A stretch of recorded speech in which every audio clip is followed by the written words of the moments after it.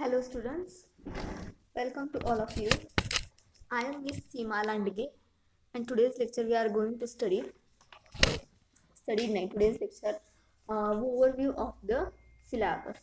Okay, जो काही diploma second year insurance and risk management असणार आहे COC कोर्स तुम्हाला त्याचा आपण सिलेबस काय बघणार आहोत सिलेबस ओव्हरव्ह्यू करणार आहोत. ओके, त्यामध्ये तुम्हाला तीन पेपर असणार आहेत. त्यामध्ये पहिला पेपर असणार आहे तुमचा जनरल इन्शुरन्स, सेकंड पेपर तुमचा असणार आहे जनरल इन्शुरन्स पेपर सेकंड, पहिला जनरल इन्शुरन्सचा पेपर फर्स्ट, दुसरा जनरल इन्शुरन्सचा पेपर सेकंड आणि थर्ड असणार आहे तुमचा practical work experience and field project. Okay, या पद्धतीने तुम्हाला किती पेपर असणार आहेत? तीन पेपर हे असणार आहेत COC इन्शुरन्सचे. त्यामध्ये बघा पहिला पेपर आहे तुमचा general insurance paper first.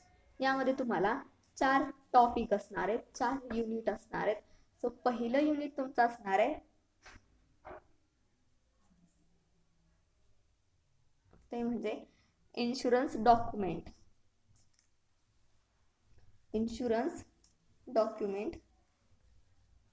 Okay, त्यामध्ये proposal forms in the bracket age proof, income proof, KYC, medical report.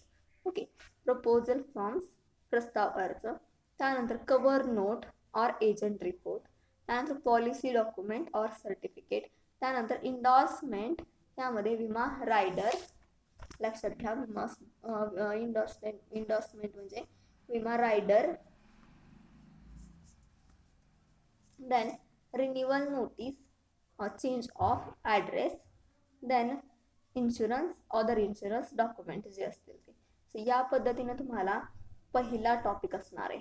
Okay, then paper first मधील पहिला टॉपिक, देन पेपर फर्स्ट मधील second topic theory and practice of rating. यामध्ये basis of rate making, then tariffs, then market agreement, then role of TAC. Okay, role of TAC. Then Insurance Act 1938, Insurance Act 1938. Then General Insurance Business. बघा, General Insurance Business Amendment Act 2002. Okay, general insurance बिझनेसचा amendment act 2002. त्यानंतर IRDA regulation 2000, insurance regulatory development act और association 2000. Okay, त्यानंतर FDI foreign direct investment in insurance, त्यानंतर privatisation of insurance. Okay,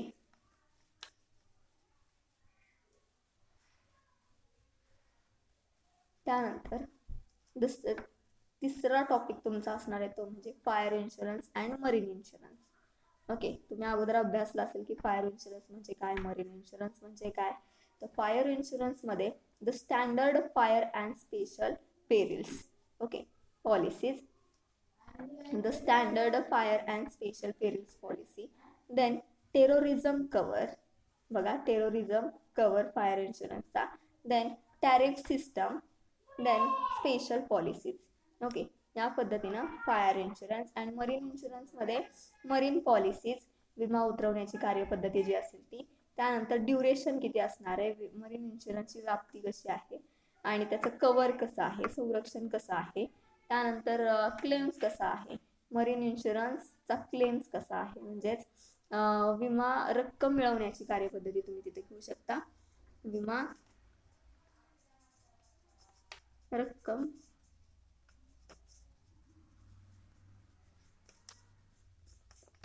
मिळवण्याची कार्यपद्धती. Okay, then last असेल motor insurance. So motor insurance मध्ये motor insurance म्हणजे काय, मोटर इन्शुरन्सचे टाइप्स कसे आहेत. ओके, सो हे असणार मोटर इन्शुरन्स ऍक्ट 1988 नुसार.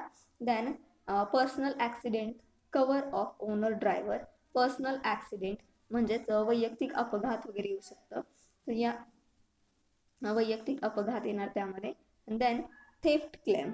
ओके, थेफ्ट क्लेम अशा पद्धतीनं तुम्हाला मोटर इन्शुरन्स असणार. सो या पद्धतीनं पहिल्या पेपरमधील हे झाले पहिले 4 टॉपिक. लक्षात घ्या, पहिल्या पेपरमधील हे झाले 4 टॉपिक. ओके.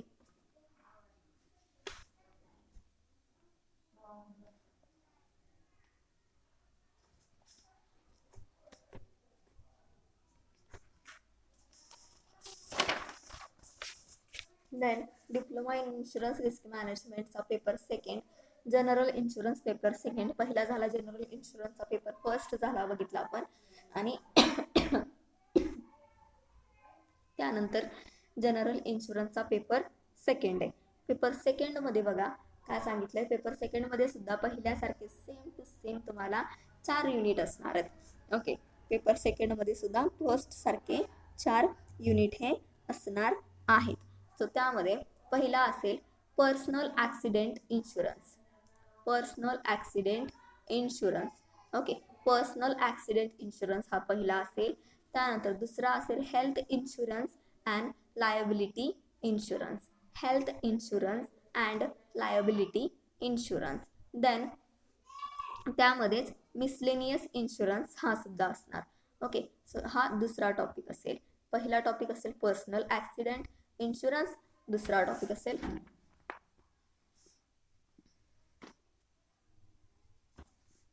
तिसरा टॉपिक असेल आणि चौथा. या पद्धतीने 4 टॉपिक असणार आहेत तुम्हाला.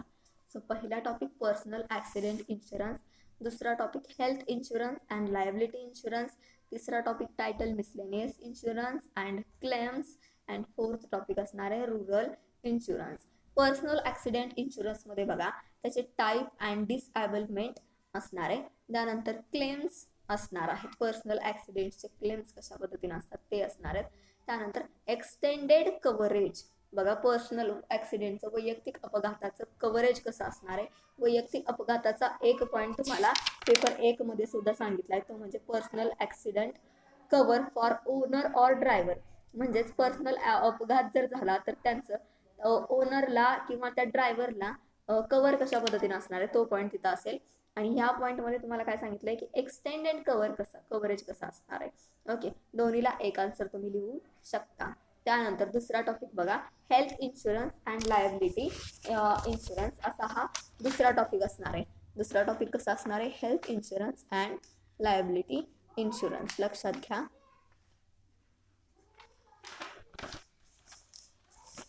हेल्थ इन्शुरन्समध्ये मेडिक्लेम पॉलिसी इंडिव्हिज्युअल. बघा आरोग्य हेल्थ इन्शुरन्समध्ये आरोग्य इन्शुरन्समध्ये इंडिव्हिज्युअल मेडिक्लेम पॉलिसी कोणती असणार आहे ते बघणार आहोत आपण. त्यानंतर डॉमिसिलियरी हॉस्पिटलायझेशन बेनिफिट्स. बघा हॉस्पिटलमधले कोणते बेनिफिट आहेत जे की हेल्थ इन्शुरन्समध्ये दिले जातात हे सुद्धा आपण बघणार आहोत. त्यानंतर भविष्य आरोग्य पॉलिसी कशा पद्धतीनं काम करते हे आपल्याला इथं बघावं लागेल. याची इन्फॉर्मेशन तुम्हाला प्रॉपर नेटवरती सुद्धा मिळेल. ओके. त्यानंतर लायबिलिटी इन्शुरन्स मध्ये तुम्हाला काय सांगितलंय compulsory public liability policy. Then B products liability policy. B काय येणार products liability policy. Then C येणार एम्प्लॉयर लायबिलिटी पॉलिसी. बघा हेल्थ इन्शुरन्समध्ये mediclaim policy individual, then domiciliary hospitalisation benefits, त्यानंतर भविष्य आरोग्य पॉलिसी येणार, त्यानंतर लायबिलिटी इन्शुरन्स, त्यानंतर कंपल्सरी पब्लिक लायबिलिटी इन्शुरन्स, त्यामध्ये प्रोडक्ट लायबिलिटी इन्शुरन्स पॉलिसी, त्यानंतर एम्प्लॉयर लायबिलिटी पॉलिसीज. अशा पद्धतीनं हे 2 टॉपिक येणार. ओके. त्यानंतर तिसरा टॉपिक टायटल असेल miscellaneous insurance and claims. So यामध्ये तुम्हाला बार्गलरी इन्शुरन्स येणार, म्हणजेच तुम्ही घरफोडीचा विमा तिथं म्हणू शकता. देन बॅगेज इन्शुरन्स येणार, देन फिडिलिटी इन्शुरन्स, टेलिव्हिजनचा इन्शुरन्स, हाऊस होल्डरचा इन्शुरन्स, देन शॉपकीपरचा पॉलिसीज किंवा शॉपकीपरचा इन्शुरन्स, त्यानंतर स्पोर्ट इन्शुरन्स, त्यानंतर स्पेशल कॉन्टिंजन्सीज पॉलिसीज येतील तिथं. ओके.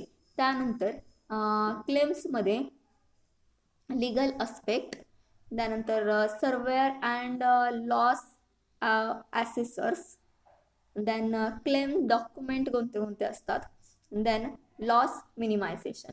या पद्धतीनं तिथं पॉईंट्स येणार. ओके, त्यानंतर चौथा जे असेल तुमचा दुसरा पेपर मधील चौथा unit, general insurance paper second मधील चौथा युनिट जो असेल तो म्हणजे rural policies. Okay, rural policies, then the role of government, rural policies, then the role of government, second point. Then cattle insurance त्यामध्ये येईल, then poultry insurance, inland fish insurance scheme येणार, fish इन्शुरन्सच्या schemes येणार त्यामध्ये. Then agriculture pump set policy येणार यामध्ये, हुट insurance येणार, प्रधानमंत्री फसल विमा योजना कशा पद्धतीने वर्क करते ते येणार त्याच्यामध्ये. ओके, सो या पद्धतीने रुरल इन्शुरन्स हा येईल. त्यानंतर diploma in insurance and risk मॅनेजमेंटचा थर्ड पेपर, सेकंड पेपरची PDF तुम्हाला आहे, तुम्हाला मी ऑलरेडी ग्रुपवरती सेंड केली आहे. ही थर्ड पेपर असणार आहे, ज्यामध्ये तुम्हाला प्रॅक्टिकल वर्क असणार आहे, practical work experience and field project. Okay, त्यामध्ये तुम्हाला ABC 3 कॅटेगरीज सांगितल्या, त्यामध्ये प्रॅक्टिकल हे तुम्हाला प्रॅक्टिकल असणार आहे. त्यामध्ये 30 मार्क्ससाठी तुम्हाला प्रॅक्टिकल असेल, युनिट 1, 2, 3, 4, 5 वरती. सो यामध्ये काय सांगितलंय, जनरल इन्शुरन्सची प्रोसिजर असू शकते, collection and preparation of insurance document, then claim settlement in fire and marine इन्शुरन्सची डॉक्युमेंट, त्यानंतर procedure for housing finance, procedure of licence of policies, then calculation of revival loan sanctions and surrender values. Okay, then 30 marks work experience. So in the 30 mark work experience is visit to various GIC, general insurance corporations, various GIC's branches and divisional offices. Okay, then 40 marks field project. Okay, 40 marks field project. So selection and preparation of project report, selection and preparation of project reports relating to insurance services, relating to insurance services. Okay, so या पद्धतीने तुम्हाला diploma insurance and risk मॅनेजमेंटचे 3 paper असणार, general insurance paper first, general इन्शुरन्सचा paper second आणि paper 3 जो की practical असणार. ओके, पेपर फर्स्ट आणि पेपर सेकंड वरती तुमची काय होणार, एक्झाम घेतली जाणार. या पद्धतीने काय असणार आहे तुमचं, पेपर पहिला, पेपर दुसरा, पेपर पहिला, पेपर दुसरा असं. ओके,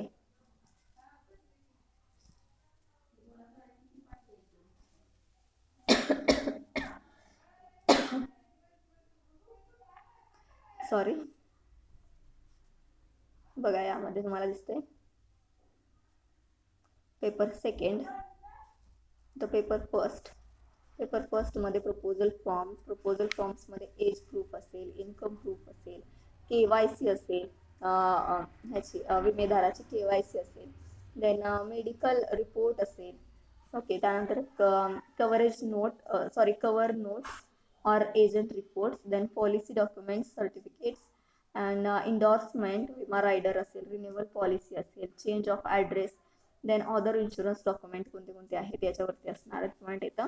त्यानंतर बेसिस ऑफ रेट मेकिंग, त्यानंतर tariffs and market agreement, role of the TAC आणि इन्शुरन्स ॲक्ट 1938 अँड